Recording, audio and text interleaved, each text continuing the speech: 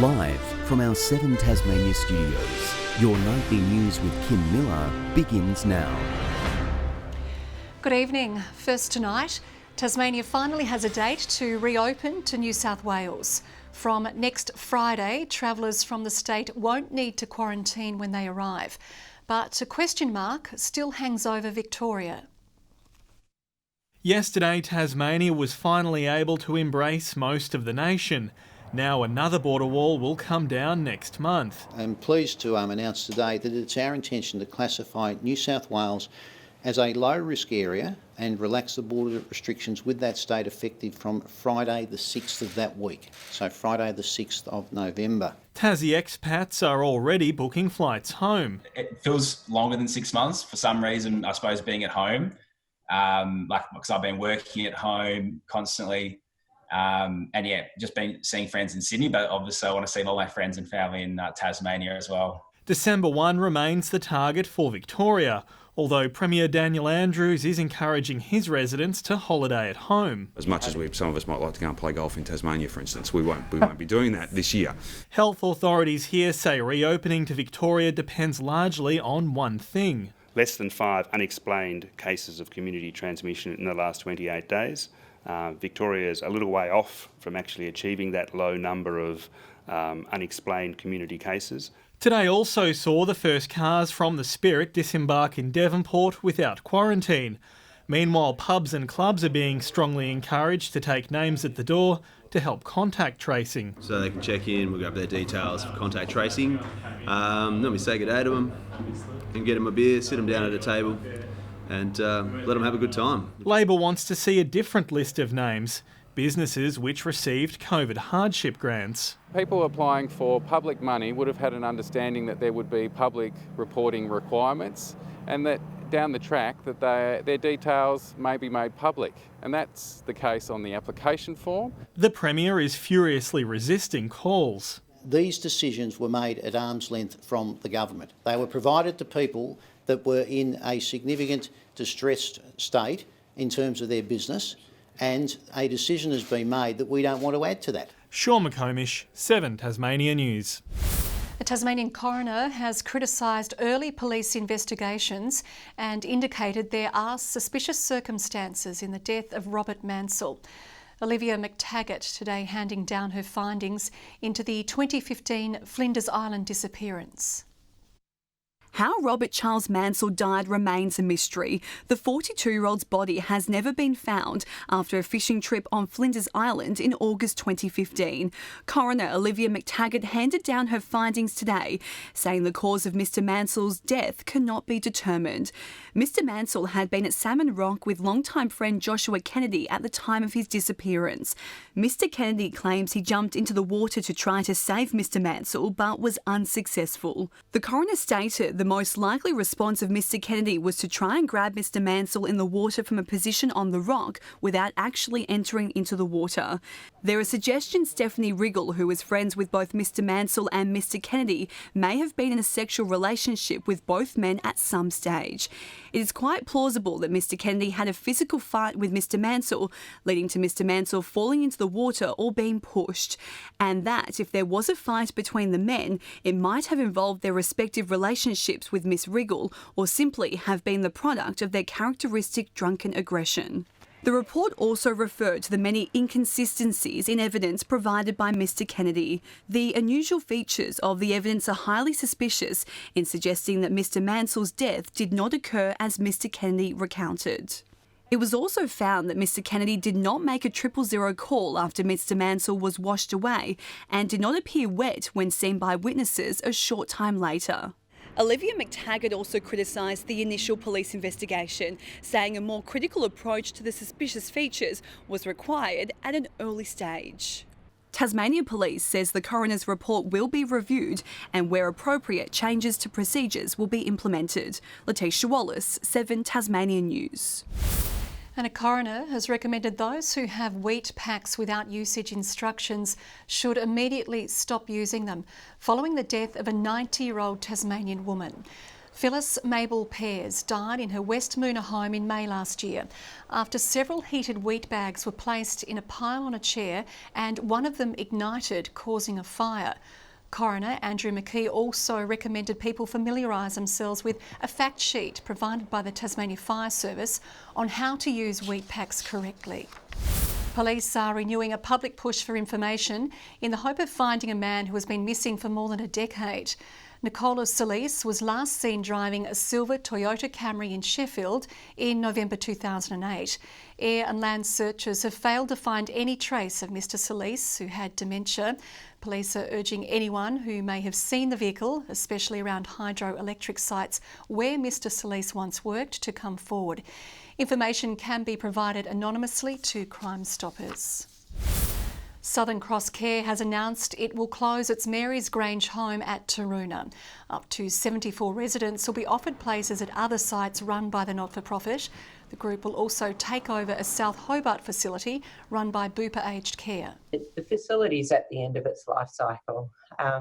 So we believe it's now time to take that opportunity to be able to offer the residents and staff alternate accommodation and workplace. Staff and residents are really disappointed with this announcement. It's very sad news. This is people's homes, and certainly we're really disappointed and sad for everyone that this is happening. No date has been set for the closure. Debate over controversial voluntary assisted dying legislation has continued in Tasmania's Parliament. The Legislative Council is set for another long night discussing the End-of-Life Choices Bill from Mersey MP Mike Gaffney. He's hoping it will pass this week and be put to a vote in the lower house by the end of the year. It's the fourth attempt in recent years to establish such laws in the state. Tasmania's mountain bike community is gearing up for new wilderness trails on Mount Wellington, approved by Council last night. It's hoped added tracks will bring in more adventurous tourists to the state and inspire the next generation of riders. Speeding up and launching into the air. These 14-year-olds feeling the adrenaline rush after taking a spin on their mountain bikes. When you're about to do a new jump, at first you're really scared and it's really scary, but then once you do it, it's the best feeling ever. For the Hobart pros in the making, they soon won't have to travel far to tackle adventurous trails. Well, we've signed off on a really exciting new plan for mountain bike tracks in the foothills of Kunyanyi, Mount Wellington. The council-approved plan featuring 37 kilometres of 20 specially designed tracks for all skill levels. Seriously, to have that in your backyard is great. Certainly we won't have to travel to Derby all the time. And having tracks that are accessible to everyone will be wonderful because it will attract families. The Mount Wellington network, set to join top Tasmanian biking spots such as Maydena, Derby and Wild Mersey. The sport attracting around 25,000 visitors in 12 months. We've had feedback that there would be people that would be really keen to be on mountain bikes during the day and then eating in lovely Hobart City restaurants at night, so that they actually prefer to be able to do the mountain biking closer to a city. With women's riding group Shredding Betties, hoping the new addition will bring more young people and girls into the sport. We need more girls out there showing the men how it's done. Council is now planning to seek extra state and federal funding for construction. Ruby Kamane, 7 Tasmania News. Forestry workers are preparing to face firefighting's front line by undertaking a special fitness course. Sustainable Timber Tasmania workers are going through physical and mental screening to ensure they can handle any dangerous situation in the summer ahead. A lot of the time we're checking for joints, range of movement, correct lifting technique, especially with the firefighters when they're lifting heavy loads. It's a really vigorous role, being able to be on a fire ground. The courses are taking place to coincide with WorkSafe Month. The entertainment industry has long been calling for opportunities to work again following the year's mass cancellations. But with the launch of a new performing arts festival in Hobart, they'll soon have the chance to return to hosting events.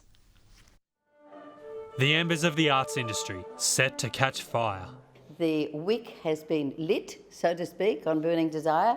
A new arts festival launching today, with the flame set to keep burning throughout 2 weekends of diverse entertainment. including theatre, song and dance.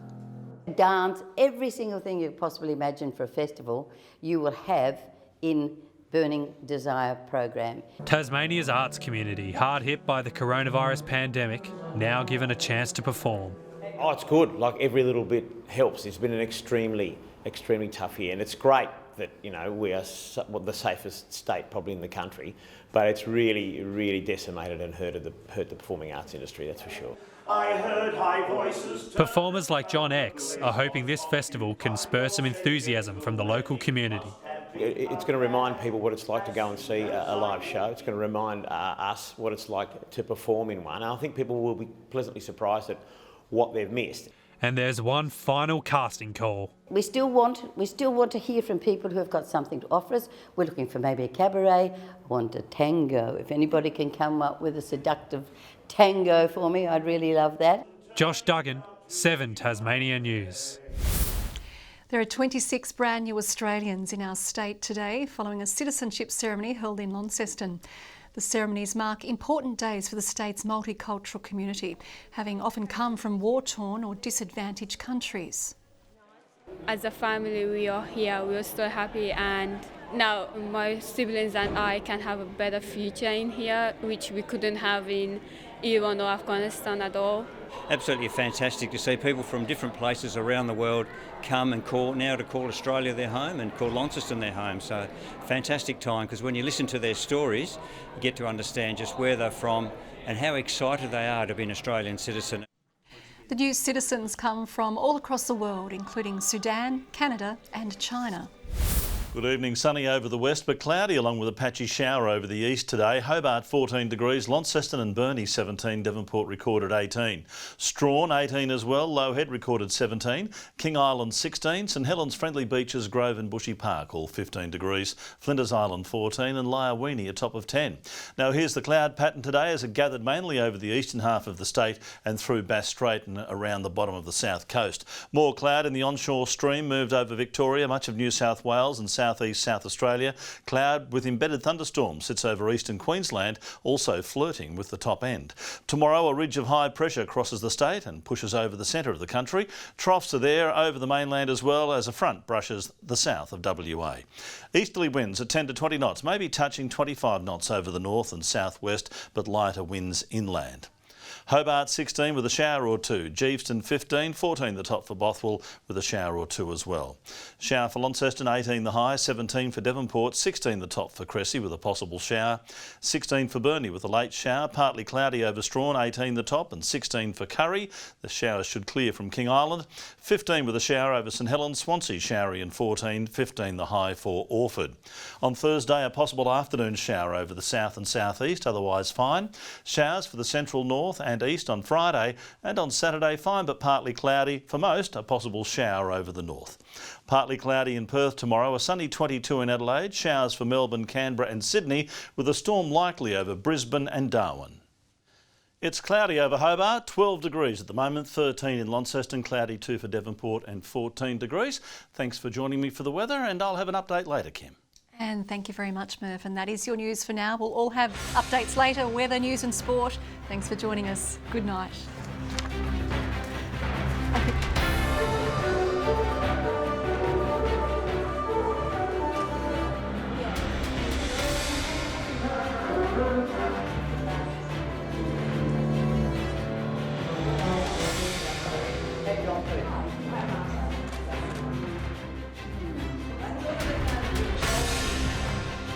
I just walked inside, I took 2 steps and realised I was saying this just wasn't